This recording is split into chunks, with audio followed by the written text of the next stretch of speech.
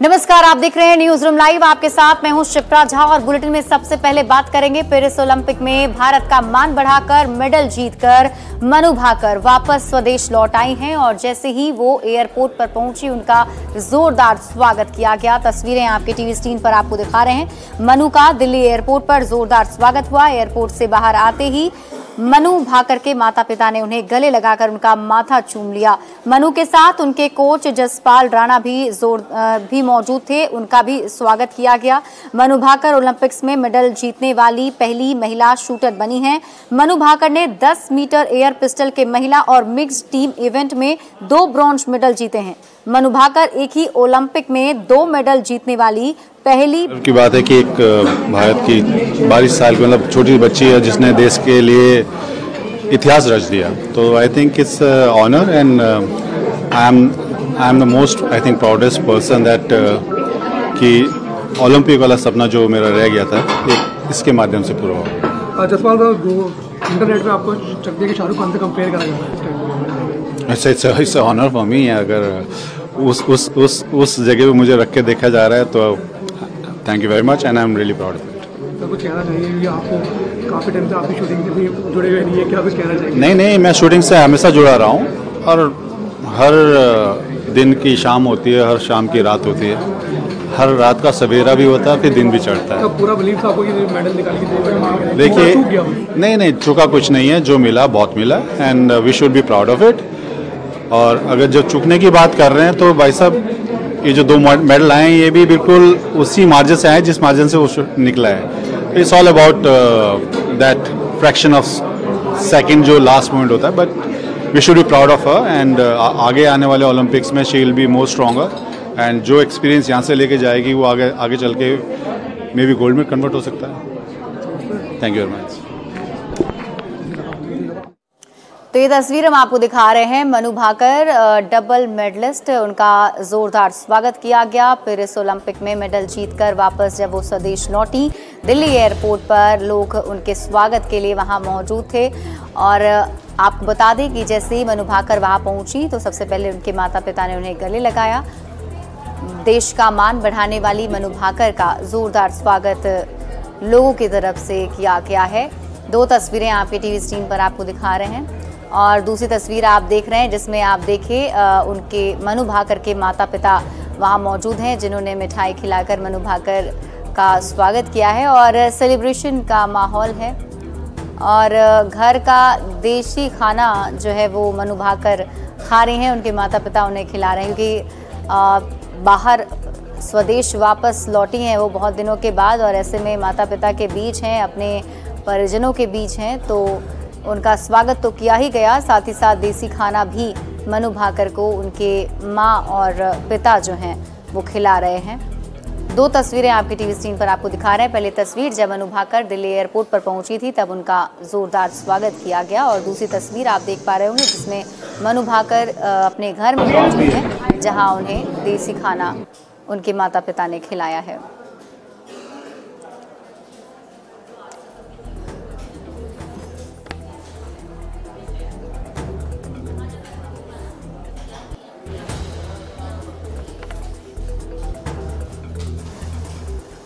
और देखिए, हाल के दिनों में बांग्लादेश में जो हालात पैदा हुए हैं उसके बाद से वहां पर रह रहे भारतीयों में भी काफी ज्यादा खौफ का नजारा देखने को मिल रहा है। जो भारतीय बांग्लादेश से वापस लौट कर आए हैं उन्होंने पूरे खौफ की कहानी सुनाई है।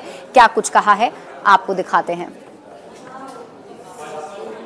इन पे अटैक हुए हैं बट इंडियंस के लिए it is quite safe for the expats. So now flight services has also been resumed, so it's not a problem. India treatment के लिए आया है। ट्रीटमेंट के लिए? जी, अपोलो हॉस्पिटल में। अपोलो में। तो वहाँ क्या सिचुएशन है? हिंदूज की क्या कंडीशन है वहाँ पर? ना इजिया से। तो अभी क्या सिचुएशन है बांग्लादेश में? Okay, no problem. कोई प्रॉब्लम नहीं है? नहीं। तो राइट्स वगैरह हो गए थे वहाँ, हमने देखा काफी ज्यादा तोड़ फोड़ और वायलेशन हो गया। Some violence in area, some area.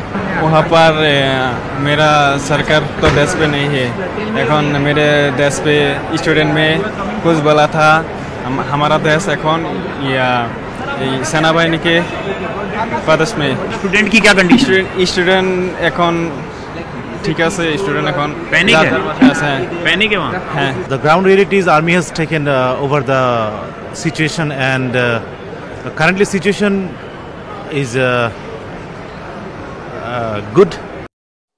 और अब बात करेंगे सिपाही भर्ती परीक्षा की। बिहार में आज सिपाही भर्ती परीक्षा शुरू हो रही है और आज से इसकी शुरुआत हो रही है। ऐसे में बिहार के अलग अलग जिलों में जो सेंटर बनाए गए हैं वहां पर परीक्षार्थियों के पहुंचने का सिलसिला भी शुरू हो गया है। आपको बता दें कि यूपी से भी कुछ परीक्षार्थी परीक्षा देने के लिए एग्जाम सेंटर पर पहुंचे हुए हैं, जहां उन लोगों की कड़ी चेकिंग भी की जा रही है। इस बार कदाचार मुक्त परीक्षा कराने के लिए कड़ी जांच की जा रही है। सासाराम में 10 सेंटर पर परीक्षा का आयोजन किया गया है, जिसमें 6166 परीक्षार्थी शामिल हो रहे हैं। सेंटर पर सघन चेकिंग अभियान जारी है और अभी बरसात का मौसम है, तो ऐसे में जूता खोलकर हो रही चेकिंग से परीक्षार्थियों को काफी परेशानी हो रही है।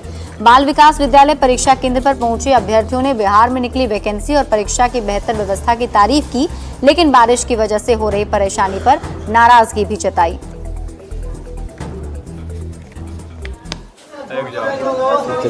लीक हो गया नहीं होगा, बस भगवान के भरोसे। तो बिहार में रोजगार है अब? यूपी से ज्यादा रोजगार बिहार में ही है।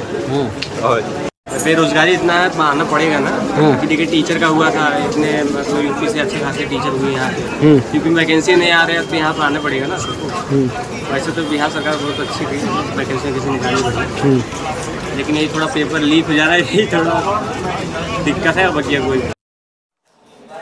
और इस बीच आपको बड़ी खबर रक्सौल से बता दें, जहां पर अपराधियों ने गेटमैन को गोली मार दी है। इस वक्त की बड़ी खबर सामने आ रही है। बताया जा रहा है कि अपराधियों ने एक गेटमैन को गोली मार दी, जिससे वो गंभीर रूप से जख्मी हो गया है, जिसे इलाज के लिए अस्पताल में भर्ती करा दिया गया है। आपको बता दें कि रक्सौल सुगौली रेलखंड के मसनाडी हॉल्ट के पास की ये घटना है। जख्मी हालत में रक्सौल एसआरपी अस्पताल में उसका इलाज चल रहा है। घायल व्यक्ति रामगढ़वा प्रखंड के जैतापुर बिंद टोला निवासी अंसारुल हक बताया जा रहा है। पुलिस पूरे मामले की जांच में जुट गई है।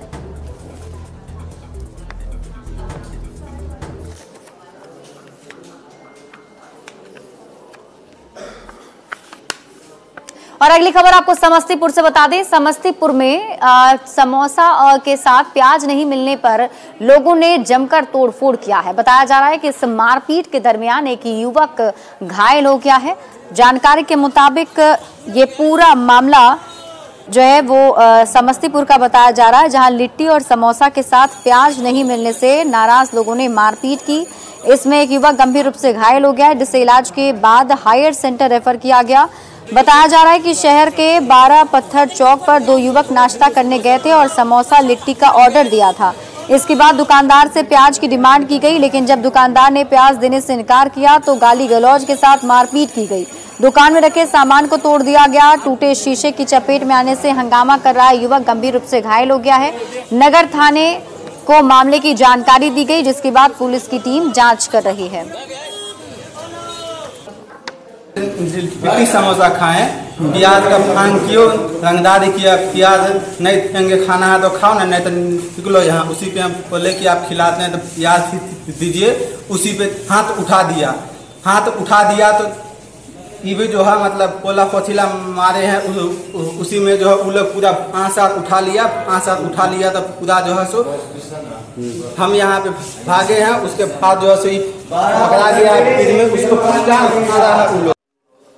और पूर्णिया में तनिष्क शोरूम में हुए लूटकांड के मामले में पुलिस ने बड़ी कार्रवाई की है और कार्रवाई करते हुए पुलिस ने एक और आरोपी को गिरफ्तार किया है। आपको बता दें कि 26 जुलाई को पूर्णिया में तनिष्क शोरूम में करीब 3 करोड़ 70 लाख की डकैती हुई थी, जिसमें पुलिस ने एक और अभियुक्त अभिषेक श्रीवास्तव को गिरफ्तार किया है। सदर एसडीपीओ ने कहा कि खजांची हाट थाना के हाउसिंग कॉलोनी से अभिषेक श्रीवास्तव को गिरफ्तार किया गया। अब तक इस मामले में कुल 7 अपराधी गिरफ्तार किया जा चुका है। अभिषेक श्रीवास्तव लूटकांड के अपराधियों का मदद कर रहा था। तनिष्क लूटकांड की साजिश बेऊर जेल से रची गई थी। अभी चल रही है, अपडेट है, अभी तो इन्वेस्टिगेशन चल रहा है। अपडेट है कि केस का उद्भेदन हुआ, अन्य गिरफ्तारी जो ऑपरेटिव गैंग है उसको गिरफ्तारी के लिए छापेमारी चल रही है। अभिषेक श्रीवास्तव नाम के अपराधी गिरफ्तारी की है। हाँ, उसको इंट्रोगेट कर रहे हैं, उसको अभी हिरासत में लेकर। अभी तक कितनी गिरफ्तारी? 7। अगर एविडेंस अच्छा आता है तो इसको गिरफ्तार करके तो 7 गिरफ्तारी। ये अभिषेक श्रीवास्तव का क्या है इसमें? इसका भी जो लाइनर वाले ग्रुप था उसके साथ इसका एसोसिएट्स है।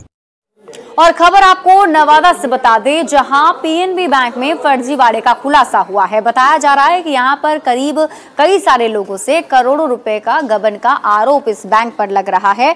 मेट लाइफ इंश्योरेंस कंपनी के नाम पर ग्राहकों से 1.5 करोड़ रुपए की राशि गबन का आरोप है। हालांकि मामले में बड़ी कार्रवाई करते हुए बैंक के पूर्व शाखा प्रबंधक समेत 6 बैंक कर्मियों को निलंबित कर दिया गया।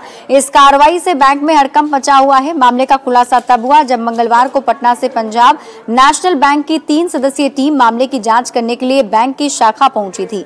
बताया जा रहा है कि बैंक के जोनल हेड के निगरानी में पूरे मामले की जांच हो रही है और जैसे जैसे बैंक कर्मियों की संलिप्तता इस गबन में सामने आ रही है, वैसे वैसे सभी पर कार्रवाई भी की जा रही है।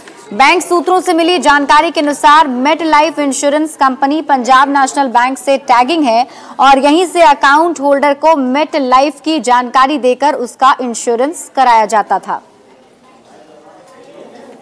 मेट लाइफ में पॉलिसी में फ्रॉड हुआ है। आपके साथ कितना का हुआ है? फ्रॉड लमसम 7 पॉलिसी है, 7 साल का। पॉलिसी कब करवाए थे? 2017। और कब दिया इसका थी बॉन्ड पे? 2022। अब क्या समस्या आ रहा है? वो फ्रॉड है। मार्च 2023 को पीएनबी मेट लाइफ के नाम पर 5 लाख का चेक अपने अकाउंट से दिया, जो मुझे अपनी पत्नी शोभा देवी के नाम पर मेट लाइफ करवाना था। मेट लाइफ को मैं जानता भी नहीं था। हम एफडी करवाने गए थे, लेकिन तत्कालीन मैनेजर राकेश रंजन और रिकवरी एजेंट नवीन प्रसाद, जो लोकल आदमी है, पुराना परिचित है, इन लोगों ने सलाह दिया। तब हम विनय कृष्ण तत्कालीन मेट लाइफ के एजेंट को 5 लाख का चेक दिया। उसने एक कंप्यूटर द्वारा प्रिंट रिसिप्ट दिया।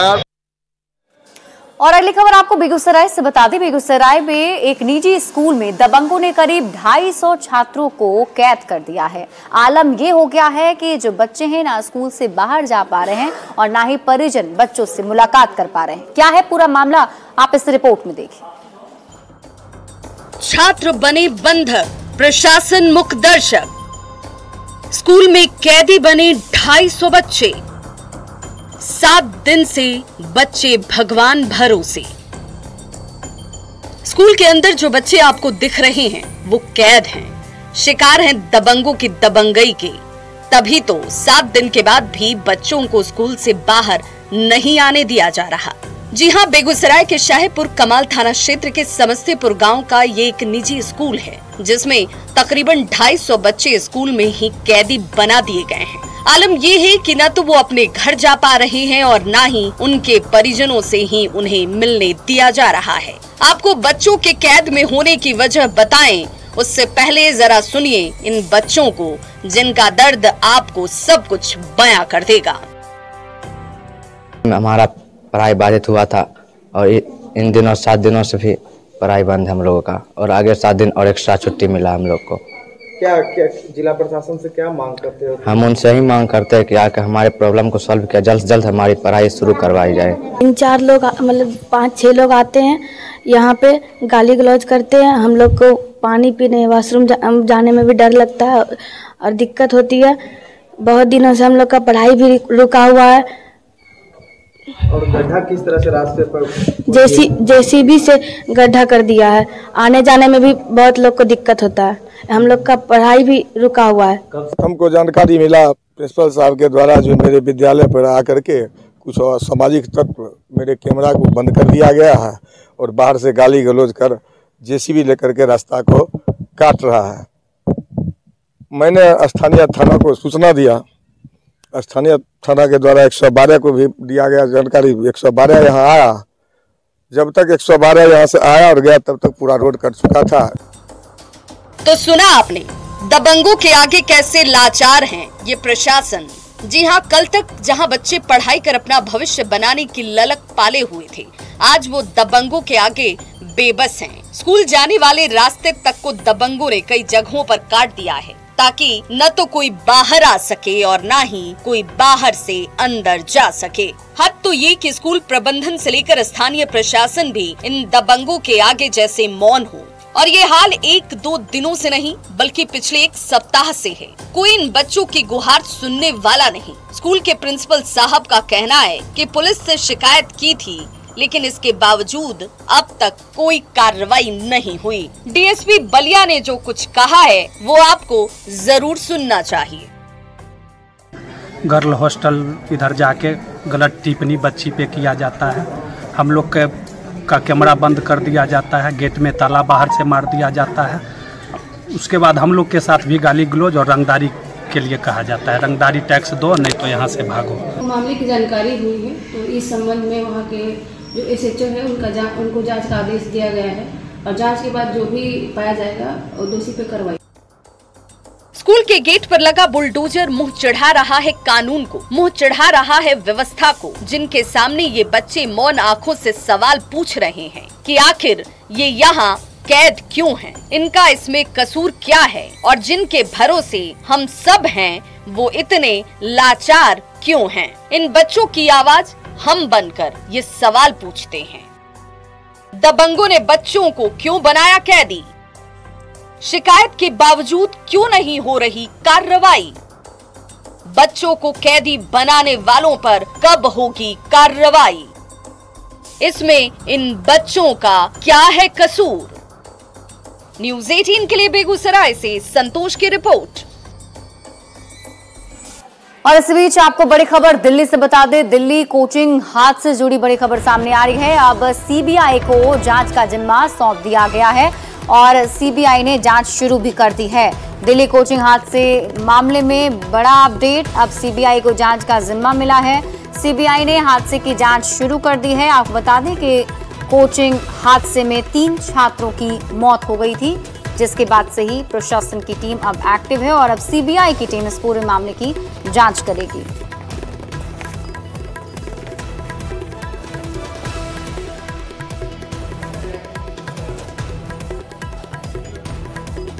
और अगली खबर आपको शेखपुरा से बता दें, शेखपुरा में साइबर अपराधी काफी ज्यादा सक्रिय हैं और साइबर अपराधियों पर नकेल कसने के लिए पुलिस भी लगातार कार्रवाई कर रही है और इसी कड़ी में पुलिस ने 3 भाइयों को गिरफ्तार किया है। जानकारी के मुताबिक ये तीनों भाई यूट्यूब पर बिहारी बाबा के शिष्य बताकर लोगों से समस्या का समाधान और वशीकरण के नाम पर ठगी करते थे। आरोपियों पर रजिस्ट्रेशन के नाम पर 500 रुपए ठगने और बाबा की अर्जी सुन लेने के बाद बकरे की बलि देने के बदले में 5000 की वसूली करने का आरोप है। लोगों की शिकायत पर पुलिस ने कार्रवाई की और तीनों को गिरफ्तार कर जेल भेज दिया है। आरोपियों के पास से बरामद मोबाइल के डेटा को खंगाल कर मामले की जांच की जा रही है।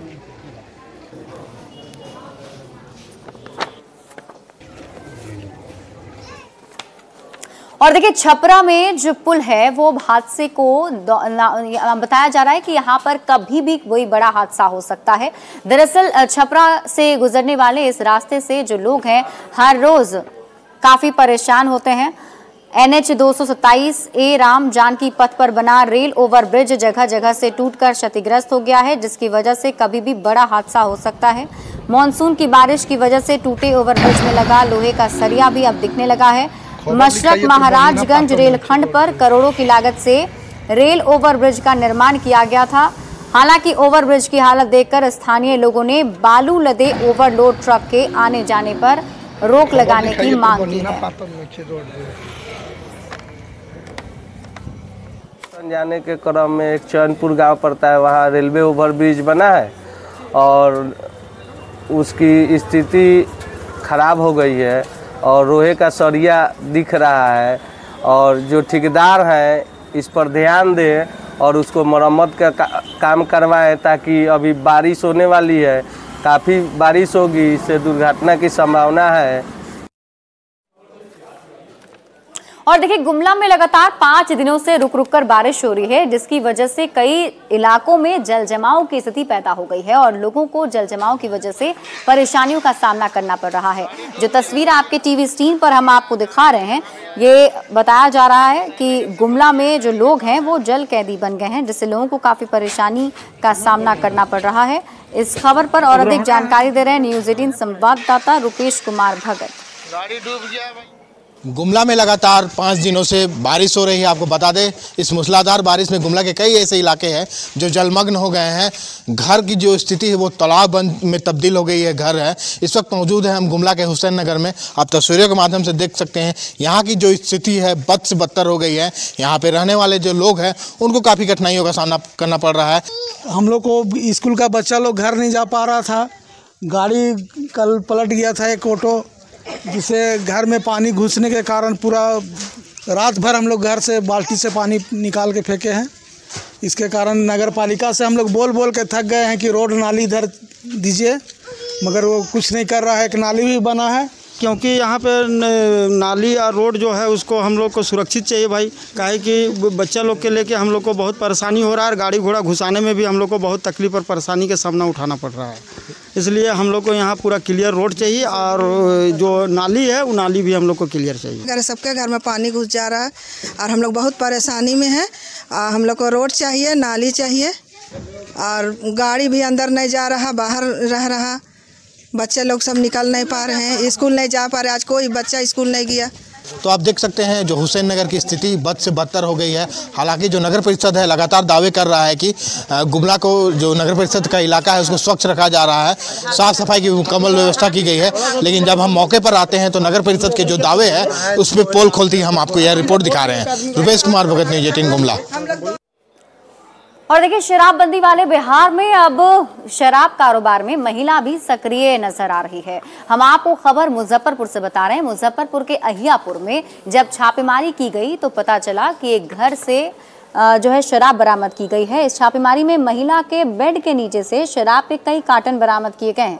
अब पुलिस की पूछताछ में आरोपी महिला ने 5 साल से सब्जी बेचने के नाम पर शराब के कारोबार में शामिल होने की बात कबूल कर ली है। उत्पाद विभाग की टीम अब आगे की कार्रवाई में जुट गई है। छापेमारी किया गया है जिसमें मुन्नी देवी पति दुखरन सहनी के घर से शराब की बरामदगी हुई है। 173.25 लीटर की बरामदगी हुई है। देखिए, ये सब्जी कारोबारी है और इसके आड़ में सब शराब का भी काम करती है। और देखिए, गुमला के चैनपुर में हाथियों ने आतंक मचा रखा है। बताया जा रहा है कि हाथी जो हैं वो गरीब किसानों के घरों को अब तोड़ रहे हैं, जिसके शिकार 3 किसान हो गए। जानकारी के मुताबिक आपको बता दें, गुमला के चैनपुर क्षेत्र के बटोली और बुकमा गांव में हाथियों ने आतंक मचाया हुआ है। जंगली हाथियों ने 3 गरीब किसानों के घरों को ध्वस्त कर दिया। गांव में हाथी के हमले की सूचना के बाद ग्रामीणों ने पटाखे की मदद से हाथी को गांव से खदेड़ दिया, लेकिन घर टूटने और फसल खराब होने की वजह से पीड़ित किसानों ने वन विभाग से सुरक्षा और मुआवजे की मांग की है।